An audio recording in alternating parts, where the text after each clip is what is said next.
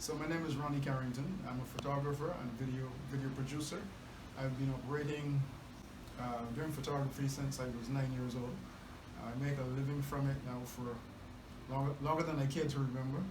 Uh, I'm a photojournalist essentially, and I have recorded over the years aspects of Barbadian life which are changing, and that has led me into knowing Barbados fairly well, going into nooks and crannies, talking to people, looking at traditions and customs.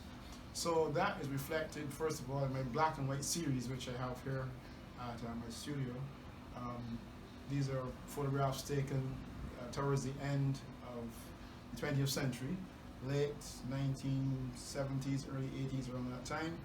And they are many of them are kind of iconic because they represent things that no longer exist.